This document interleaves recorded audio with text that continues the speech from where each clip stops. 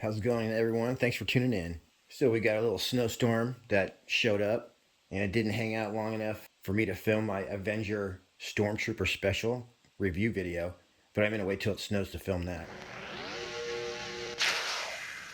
This is the second video in what's going to be, I think, a 12 to 15 part series of all the targets that I bought from Pyramyd Air, and these are all low cost targets. So number 2 is the Auto Reset Rat. Air Veturi rat on a stick airgun target. There'll be a link in the description if you want to grab this exact target. If you use the link, I'll make 5% of whatever you buy at Pyramyd Air.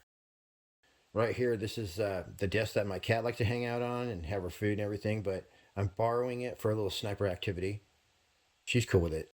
This is similar to the squirrel auto reset target, except that it has 3 kill zones that you can choose from 1/2 inch up to, I think, like 1 1/4 inch. But we'll get the stats for you shortly. It was freezing, so I'm set up out my window at exactly 35 yards. Also, I need to remind you guys that Pyramyd Air is selling these Firebird 65s now.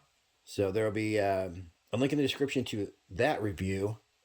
But those things are a really cool surprise if you want to like freak your buddies out when you're shooting. But also, if you just want to make a huge explosion, they're great for that too. So we're going to shoot some of those at the end. So I'm going to be dispensing justice through the 1/2 inch kill zone, which is the smallest one, at 35 yards. And I'm using a 22 caliber Seneca Eagle Claw. Like I said, this is similar to the squirrel target, except that you get 3 different kill zones down to 1/2 inch. So let's get this out of the package and take a look. This is affordably priced, and by that I mean under $25. Great price on this bad boy. And the way I got all these targets is that every time I would buy a gun at Pyramyd Air, which was often, I would always add like at least 1 target to my order. This actually comes with a 1-year warranty. Here's some hardcore stats. It says you have adjustable kill zones from 1.5 inches to 0.5 inches. It's got heavy duty steel construction. It's auto reset, so you shoot it to reset it. To install it, you just tap it into the ground. It says for use with up to 22 caliber pellets. But you know, I shoot 25s and 30s at mine, and then you just have to bend it back to shape when you're done. It says minimum distance is 10 yards. So don't shoot this closer than 10 yards away. Maximum muzzle energy is 22 foot-pounds. So that's basically a 22 caliber. So it's 16 inches high, about 7 inches wide, and 4 inches tall. It says shooting field targets helps increase accuracy. So start your practice by shooting the largest kill zone, then use the 3 different size reducers to challenge yourself as you improve. Once you have succeeded in hitting the kill zone, simply shoot the reset paddle to begin again. Features heavy-duty steel construction, easy to install and durable enough for years of fun. I can attest to that. I've got some of these and I'm still shooting them 4 years later. They work just fine. The sport of field target is an outdoor airgun discipline originated by the National Air Rifle and Pistol Association in the United Kingdom, but continues to gain popularity worldwide. Well, I didn't know that. That's cool. It would be pretty fun to shoot one of these or a bunch of these in a contest. I've never done it.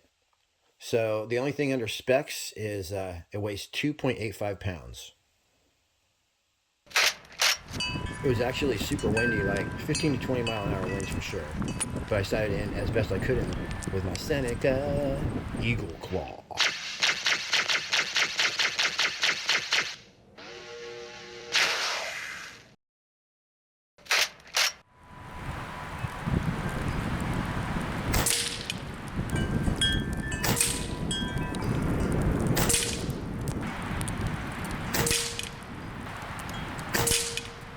Boom, that's how it's done.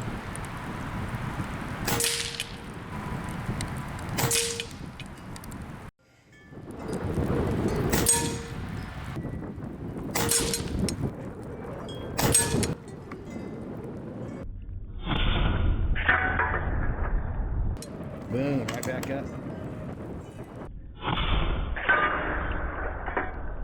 Oh, nailing it. One of the coolest things to do with these targets, and a little bit easier than repainting them, is add some of these bright orange stickers. Looks really good.